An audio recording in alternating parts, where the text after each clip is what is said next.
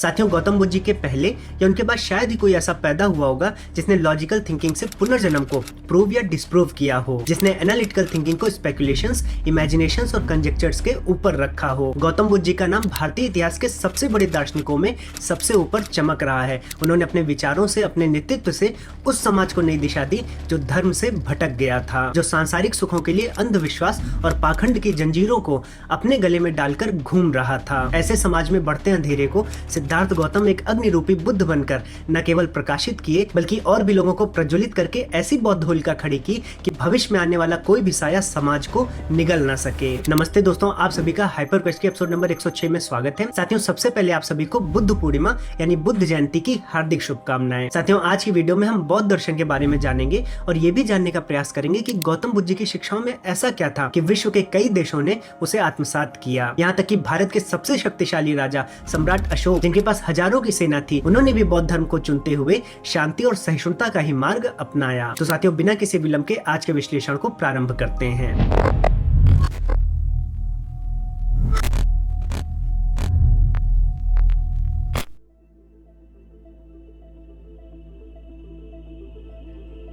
साथियों, गौतम बुद्ध जी आत्मन तत्व को, जो हमारे वैदिक ग्रंथ में आत्मन तत्व बताया गया है, उसको कभी एक्सेप्ट नहीं किए। इसके पीछे कई रीजन हो सकते हैं। पहला, उनका मानना था कि कोई बात बस किसी ग्रंथ में लिखी है और इस वजह से सही मान ली जाए, वो इसके पक्ष में नहीं थे। इसके साथ साथ उनका ये भी मानना था कि जगत के जो व्यवहार हैं, जितनी भी एक्टिविटीज होती हैं, अगर हम उनकी डीप स्टडी करें, उनको ऑब्जर्व करें, उन पर लॉजिकल थिंकिंग से आगे बढ़ें, तो हमें बहुत ढेर सारी चीजें पता चलेंगी और उस सत्य तक हम पहुंच सकते हैं। इसके लिए हमें पहले से उपस्थित ग्रंथों की आवश्यकता नहीं है। अब इसके साथ साथ गौतम बुद्ध जी के समय पे जो फिलॉसफीज पहले से प्रेवलेंट थी, जैसे उपनिषद की फिलॉसफी थी ब्रह्म और जगत की, उसके साथ साथ जैसे सांख्य दर्शन उस समय था, तो बहुत ढेर सारी फिलॉसफीज भी पहले से आ रही थी। लेकिन गौतम बुद्ध जी के कुछ बड़े प्रश्न थे। पहला उनका ये प्रश्न था कि अगर उपनिषद ये कहते हैं कि ब्रह्म ही इटर्नल है, ब्रह्म ही सत्य है, गतिहीन है, वही सब कुछ है, वही सब्सटेंस है और वही वो फाउंडेशन है जिस पर ये पूरा जगत चल रहा है, और जब आप इस जगत को असत्य भाव से देखते हैं, ब्रह्म को ही केवल सत्य देखते हैं, तो फर्दर रिसर्च का कोई भी स्कोप नहीं बचता है। तो जो भी हमें इंटरेस्टिंग चीजें दिखती हैं इस जगत में, चूंकि वो असत्य आप मान चुके हैं पहले से, तो रिसर्च का कोई स्कोप यहाँ पर नहीं बचेगा। इसके साथ साथ वो फिलॉसफीज जो ये मानती हैं कि पूरा का पूरा जगत रैंडम है, ये परिस्थितियों का खेल मात्र है, तो वहां पर भी हम तर्क से किसी भी फिलॉसफी पर नहीं जा सकते, हम अपनी रिसर्च को नहीं बढ़ा सकते, क्योंकि जब तर्क है ही नहीं, सब कुछ रैंडम है, तो हम केवल और केवल कुतर्क करेंगे। और इसके साथ साथ उस समय वैदिक कर्मकांड भी बहुत प्रेवलेंट था। तो वो ये कहते हैं कि जो हमारे वैदिक कर्मकांड है, चूंकि वो लौकिक सुख के लिए है, वो ईश्वर को प्रसन्न करने के लिए है, इसलिए ईश्वर के सत्य का जो एस्पेक्ट है, जो ईश्वर की फिलॉसफी है, उससे भी वो हमें दूर ले जाते हैं। तो जितनी भी रीजनिंग गौतम बुद्ध जी करते हैं, उससे कुछ लोग एक गलत कंक्लूजन निकाल लेते हैं।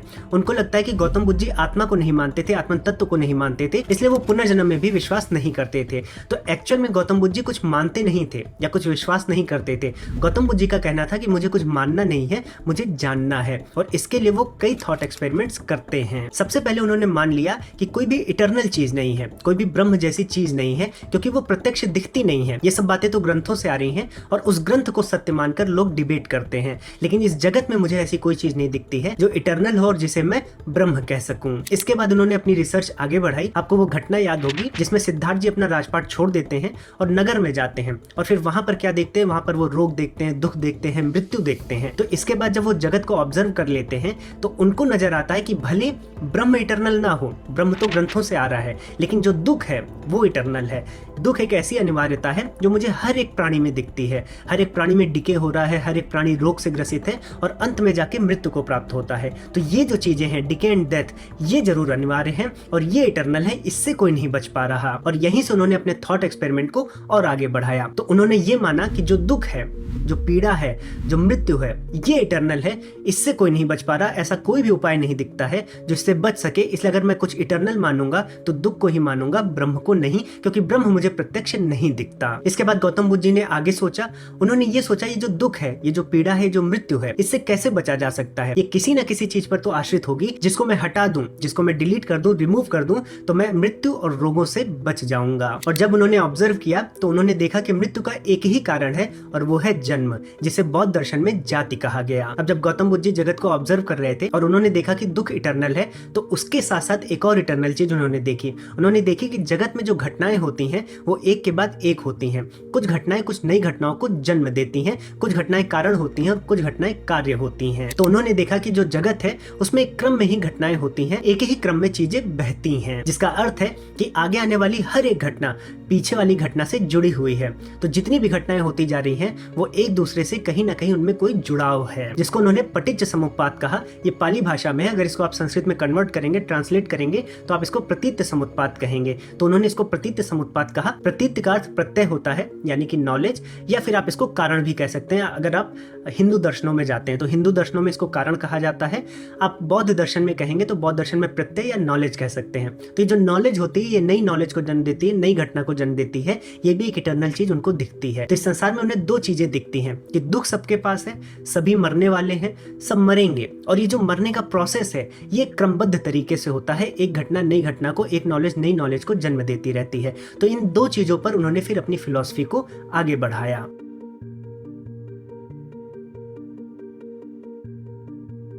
तो साथियों, इसी प्रकार से हमारे उपनिषदों, भारतीय दर्शनों और हिंदू दर्शनों में बहुत ही गूढ़ विषयों पर चिंतन किया गया है, जो सच में हमारे लिए विरासत है। और आप इन सभी ग्रंथों को हमारे शिक्षण ऐप पर सीख सकते हैं। और इस 23 मई को यानी कि बुद्ध पूर्णिमा के दिन हमने निश्चय किया है कि जो पहले 108 लोग होंगे हम उनको अपने सभी कोर्सेज का पैकेज मात्र 2000 रुपए में उपलब्ध कराएंगे। इस पैकेज में संस्कृत भाषा के कोर्स के साथ साथ 4 दर्शन, सांख्य, योग, न्याय और वैशेषिक, और उसके साथ 2 उपनिषद, ईश उपनिषद और प्रश्न उपनिषद, इनका आपको एक्सेस दिया जाएगा, जिससे आप प्रारंभिक दर्शनों और उपनिषदों के माध्यम से सनातन फिलॉसफी को और भी गहराई से समझ पाएं। ये सभी के सभी कोर्सेज रिकॉर्डेड वीडियोस के फॉर्मेट में हैं, तो आप जैसे ही परचेज करते हैं आपको सारा एक्सेस मिल जाता है। साथ में आपको क्विजेज और नोट्स भी दी जाती हैं। साथ में अगर अध्ययन के समय कोई प्रश्न आता है तो हम उसका व्हाट्सएप के माध्यम से या कम्युनिटी फोरम के माध्यम से उत्तर भी देते हैं। तो यदि आपको इंडियन फिलॉसफी में, भारतीय ज्ञान परंपरा में रुचि है तो आप एक बार जरूर जुड़कर देखें, हमारा आपको पूरा सपोर्ट रहेगा। और ऑफर की पूरी डिटेल्स और लिंक्स आपको नीचे कमेंट सेक्शन और डिस्क्रिप्शन बॉक्स में मिल जाएंगी। साथियों, अब आइए देखते हैं कि गौतम बुद्ध जी ने बौद्ध फिलॉसफी को कैसे आगे बढ़ाया। अब साथियों, जो भगवान बुद्ध जी का पटिच्च समुत्पाद यानी प्रतीत समुत्पाद की जो फिलॉसफी थी, उससे एक चीज कंफर्म हो जाती है कि घटनाएं आपस में जुड़ी हुई हैं। तो जब मृत्यु होती है तो वो एंड नहीं हो सकता, वो अपने आगे भी किसी घटना को जन्म देती होगी। ऐसे अगर हम जन्म को देखें तो जन्म भी कोई बिगनिंग नहीं है, जन्म भी किसी घटना से जन्म ली होगी। यानी जब किसी का बर्थ होता है तो उसके पीछे कोई ना कोई ऐसा कारण होगा जिससे वो बर्थ होता है। और जब घटनाएं आपस में जुड़ी हुई हैं तो यहाँ पर गौतम बुद्ध जी सोचते हैं कि इस जुड़ाव के किस बिंदु तक मैं जा सकता हूँ। तो उन्होंने पहले सोचा कि जो मैं डेथ की बात कर रहा था, तो डेथ क्यों है, किस पर आश्रित है, तो उनको उत्तर मिला जन्म। फिर उन्होंने सोचा कि ऐसा कोई ना कोई एलिमेंट जरूर होगा जिसको मैं हटा दूं तो जन्म भी हट जाए। तो जन्म किसी ना किसी चीज पर डिपेंड करता होगा, और प्रतीत समुत्पाद से भी जन्म का कोई ना कोई कारण होना चाहिए। अब ये कारण कैसा है, क्या है, इसकी सटीक व्याख्या तो नहीं बता सकते, लेकिन उस कारण को उन्होंने भव कहा। उन्होंने कहा कि एक प्रीवियस एग्जिस्टेंस रही है जिसके कारण से नया जन्म उत्पन्न हुआ है, यानी कि एक प्रीवियस पोटेंशियल रहा है, जिसको वो भव कहते थे बुद्धिस्ट फिलॉसफी में। अब ये जो भव है, जो एग्जिस्टेंस है, इसको अगर आप हिंदू दर्शनों में देखेंगे तो जो यहाँ पर फिलोसफर हैं वो मोस्टली कर्म से जोड़ते हैं, कर्म के भाव से जोड़ते हैं कि कर्म ही है जो आपको नया जन्म देता है। लेकिन बुद्धिस्ट फिलॉसफी में उसे भव माना गया, एक तरह की नॉलेज, एक तरह की प्रीवियस एग्जिस्टेंस है, पोटेंशियल है जिसने जन्म दिया है। अभी जो भव है ये किसी और का कार्य होगा, किसी और घटना से जुड़ा होगा। तो यहाँ पर गौतम बुद्ध जी कहते हैं कि ये भव अगर किसी का कार्य है तो ये डिपेंड करेगा उपादान पे। यानी कि उपादान एक ऐसा तत्व होता है जो कार्य में लगाता है, कार्य में प्रवृत्त करवाता है, तभी कोई ना कोई रिजल्ट आता है। तो ये जो प्रीवियस एग्जिस्टेंस है ये किसका रिजल्ट है, इसके लिए उन्होंने उपादान शब्द का प्रयोग किया। फिर उपादान भी किस चीज से आ सकता है, यानी ये जो आपके अंदर कार्य करने की जो चीज होती है ये कहाँ से आती है, ये इच्छाओं से आती है। तो उन्होंने बोला कि तृष्णा जो है वो उपादान को जन्म देती है, उपादान से एक भव जन्म होता है, और वो जो भव है फिर वो आगे के जन्मों को जन्म देता है। तो यहाँ पर जो उपादान है वो तृष्णा पर आधारित है, यानी इच्छा पर आधारित है। किसी इच्छा से ही कोई कार्य होता है, और वो कार्य क्या है, उसके बाद एक प्रीवियस एग्जिस्टेंस यानी एक नॉलेज को जन्म दे रहा है जो नए जन्म को जन्म दे रही है। अब ये जो तृष्णा है अगर हम इसको हटा दिए तो फिर नया जन्म नहीं होगा। लेकिन अभी पीछे जा रहे हैं गौतम बुद्ध जी, तो उन्होंने सोचा ये जो तृष्णा है, जो इच्छा है, ये कहाँ से आ रही होगी। तो इच्छा, उन्होंने सोचा कि इच्छा जो है ये एक फीलिंग है, और उसको उन्होंने वेदना कहा। यानी इच्छा एक फीलिंग है जो फीलिंग पर डिपेंड करता है, जिसमें फीलिंग होगी वही वो इच्छा कर सकता है, तो जिसमें वेदना होगी वो इच्छा कर सकता है। तो वेदना कौन कर सकता है, जिसके पास इंद्रियां हों, यानी सेंस ऑर्गन्स हो, सेंस कॉन्टैक्ट्स हों। तो उन्होंने ये सोचा कि जो वेदना है ये सेंस ऑर्गन्स पर डिपेंडेंट है, यानी कि जिसके पास सेंस ऑर्गन्स है वही वेदना को महसूस कर सकता है, और जिसके पास सेंस ऑर्गन्स होगा इसका मतलब है उसके पास सेंस के लिए कुछ विषय भी होंगे, कुछ ऑब्जेक्ट भी होंगे। तो ये इंद्रिय विषय भी होने चाहिए। तो जो सेंस ऑर्गन्स है वो किस पे डिपेंड है? अगर ये हमारे चारों ओर की चीज़ें नहीं होंगी तो हमारा ऑर्गन किसी काम का नहीं, यूजलेस हो जाएगा। तो जो सेंस कॉन्टैक्ट्स हैं वो डिपेंड करते हैं एक फील्ड में, एक कॉन्टैक्ट फील्ड में, जिसको हम विषय कहते हैं हिंदू दर्शनों में, या ऑब्जेक्ट कहते हैं। तो जो सेंस ऑर्गन्स हैं ये डिपेंड करते हैं आपके षड आयतन पे, यानी कि षड विषयों पर।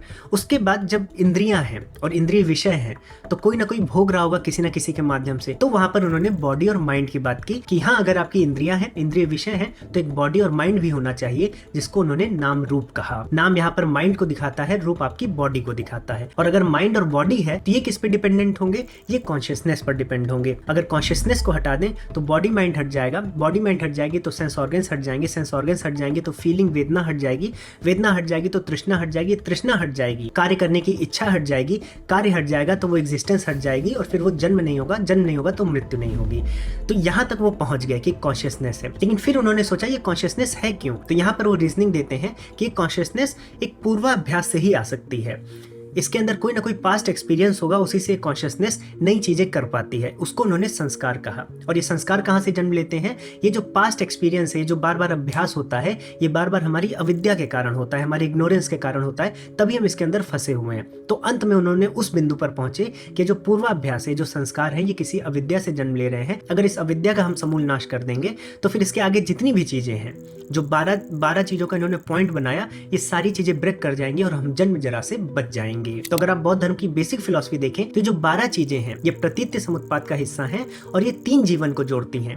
आपके भूतकाल के जीवन को आपके वर्तमान के जीवन से, और आपके वर्तमान के जीवन को आपके भविष्य काल के जीवन से जोड़ कर रखती हैं। एक तरह से देखा जाए कि एक घटना दूसरी घटना को, और दूसरी घटना अगली घटना को जन्म देते हुए, केवल ये जो पूरा संसार है ये घटना और नॉलेज का एक फैब्रिक है। इसका कोई फाउंडेशनल इटर्नल सब्सटेंस नहीं है ब्रह्म जैसा। ये जो नॉलेज है यही अपने आप में फॉर्म होती रहती है, और इतनी स्पीड से फॉर्म हो रही है कि 2 घटनाओं को अंतर कर पाना भी बहुत मुश्किल है। लेकिन हमारा ब्रेन वो चीज पकड़ लेता है जहां से हमें लगता है ये चेंज आ गया है। जैसे 5 साल के बच्चे और 25 साल के उसी व्यक्ति को अगर आप देखेंगे तो चेंज दिखता है, लेकिन ये चेंज आपका कॉन्टिन्यूस होता है, प्रतिपल होता है, और उसको पिन पॉइंट करना बहुत मुश्किल है। लेकिन यहाँ पर बेसिक फिलॉसफी यही है कि ये चेंज एक दूसरे से जुड़े हुए हैं, और ये 12 चीजें इंश्योर करती हैं कि जो अगला जन्म होता है वो पिछले जन्म से, और वो पिछला जन्म उसके पिछले जन्म से जुड़ा हुआ रहता है। और अगर हम इसको ब्रेक कर जाएंगे तो जन्म जरा से बच जाएंगे। तो यानी कि जो cycle of death and birth है उससे एस्केप करने के लिए फिर इसी के आधार पर गौतम बुद्ध जी ने कुछ उपदेशों को दिया, जिसमें से आप धर्म चक्र प्रवर्तन सूत्र के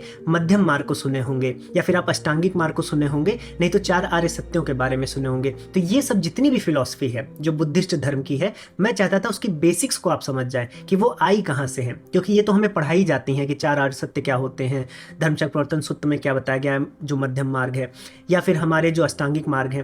तो ये हमें जो है ये सब चीजें जो है इनका बेस क्या है, इसके पीछे की सोच कैसी थी गौतम बुद्ध जी की, वो मुझे इस वीडियो में आपको समझाना था। और एक जो सबसे बड़ी शिक्षा आप बौद्ध धर्म से ले सकते हैं वो है मध्यम मार्ग की। बौद्ध दर्शन में ये माना जाता है कि जीवन 2 एक्सट्रीम्स के बीच में चलना चाहिए। ना तो आपको जो मेटलिस्टिक वर्ल्ड है इसमें इतना भी इंडल्ज नहीं हो जाना चाहिए कि आप इस जन्म जरा से बाहर ना आ पाओ, और ना ही आपको इतना अपने आप को प्रताड़ित करना है, इतनी घोर तपस्या करनी है कि आपको जगत से बैर हो जाए। इसलिए मध्यम मार्ग आपको अपनाना है, दोनों एक्सट्रीम्स के बीच में रहते हुए एक बैलेंस करना है। और ये ज्ञान हमें भगवद गीता में भी मिलता है। ऐसे अगर आप ईश उपनिषद में जाएंगे तो वहां पर 9वें श्लोक में बताया गया है कि अंधम तमः प्रविशन्ति ये अविद्याम उपासते ततो भूयैव ते तमो यौ विद्यायाम रताः। यानी जो अविद्या की उपासना करता है, यानी जो केवल जगत के ज्ञान में रहता है, वो तो अंधकार में जाता ही है, लेकिन ततो भूयैव ते तमो यानी उससे भी गहरे अंधकार में वो जाता है जो केवल विद्यायाम रताः, जो केवल विद्या में लगते हैं, यानी स्पिरिचुअलिटी में लगते हैं, आत्मा को जानने में लगते हैं। तो साफ साफ बताया जा रहा है कि केवल और केवल अगर आप एक तरफ जाएंगे, चाहे आप जगत की तरफ जाएंगे तो अंधकार में जाएंगे ही, अगर आप स्पिरिचुअलिटी की तरफ पूरी तरह से चले गए तब भी आप उससे भी गहरे अंधकार में जाएंगे। क्योंकि वहां पर क्या होगा, वहां पर आप जगत को डिनाई कर रहे होंगे, और सारा सुख जो आपका है, जो पूरा शरीर है, जो आपकी सर्वाइवल इंस्टिंक्ट है, वो इसी जगत में है। इसलिए जब आप अपने आप पर कठोरता करते हैं, स्पिरिचुअलिटी में जाते हैं, जगत को जबरदस्ती अपने आप से दूर करते हैं, तो आप अपने आप को प्रताड़ित कर रहे होते हैं। और अगर आप थोड़ी भी ढिलाई कर देंगे तो आप जगत के सारे प्रपंच को छुप छुप कर करेंगे। जो भी चीजें आप जगत में खुल के नहीं कर सकते, क्योंकि आपने सबको बता दिया कि मैं तो साधु संत हूं, मैं तो स्पिरिचुअलिटी में लगा हूं, तब वो काम आप क्या करेंगे, आप छिप के करेंगे, तो इसलिए और गहरे अंधकार में जाएंगे। तो ये बातें हमारे उपनिषदों में भी दी गई हैं, और इसका प्रभाव हमें गौतम बुद्ध जी पर भी दिखता है कि वो मध्यम मार्ग की बात करते हैं कि ना तो आपको जगत की तरफ इतना लीन हो जानना है कि आप जगत के ही उसमें चूर हो जाए और अपनी सत्यता को भूल जाए, और ना ही आपको स्पिरिचुअलिटी में इतना जानना है कि आप जगत को बहुत बुरी नजरों से देखने लगे और अपने इस शरीर के साथ प्रताड़ना करने लगे। और इसीलिए अगर आप ईश उपनिषद के 11वें श्लोक को देखेंगे तो वहां पर बताया गया है कि जो जगत और आत्मन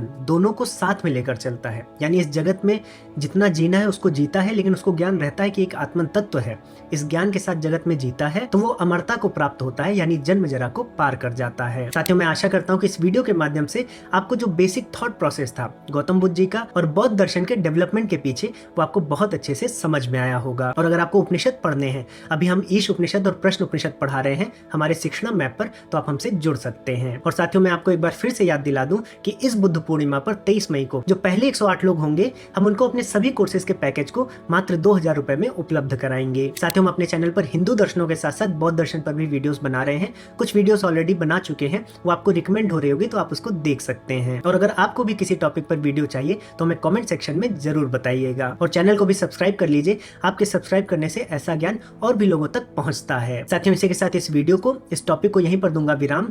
अब मैं मिलूंगा एक नए टॉपिक के साथ नई वीडियो में, तब तक के लिए जय श्री राम।